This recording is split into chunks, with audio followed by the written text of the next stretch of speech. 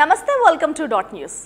ఎన్నికల ఫలితాలను అంచనా వేయడంలో ఆ సంస్థకు ఉన్న క్రేజ్ అలాంటిది ఇలాంటిది కాదు. వారు చెప్పారంటే జరుగుతుందంతే. ఇప్పటి వరకు వారి లెక్కలు తప్పిన దాఖలాలు లేవు. అలాంటి ఆరా మస్తాన్ సంస్థ తాజా ఎగ్జిట్ ఫలితాల్లో జగన్కు జై కొట్టింది. దీంతో వైసీపీ సంబరాలు అంబరాన్నంటాయి. కూటమిలో నిస్తేజం నిండిపోయింది. ఎన్నికల సర్వే సంస్థల్లో ఆరా మస్తాన్ సంస్థకు ఉన్న విశ్వసనీయతకు తిరుగులేదు. గత 16 సంవత్సరాలుగా వారు చేస్తున్న ఏ సర్వేలోనూ లెక్క తప్పిందే లేదు.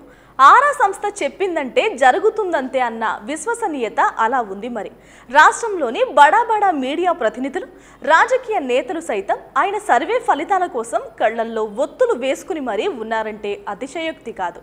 అలాంటి ఆరా మస్తాన్ సంస్థ తాజా ఎన్నికల్లో మరోసారి వైసీపీ అధికారంలోకి వస్తుందంటూ కుండ బద్దలు కొట్టింది. వైసీపీ దాదాపు 97 నుంచి 110 వరకు స్థానాల్లో విజయం సాధిస్తుందని తమ సర్వే ఫలితాలను వెల్లడించారు. దీంతో వైసీపీ శ్రేణులు ఇప్పటి నుంచే విశాఖ సంబరాలకు సిద్ధపడుతున్నారు. ఇక మరోవైపు కూటమి నేతలు మాత్రం తీవ్ర నిరుత్సాహంతో కూరుకుపోయారు. గుండెలు జత కట్టడమే మీ ఎజెండా, జనగుండల గుడి కట్టడమే జగను agenda. Please subscribe dot news.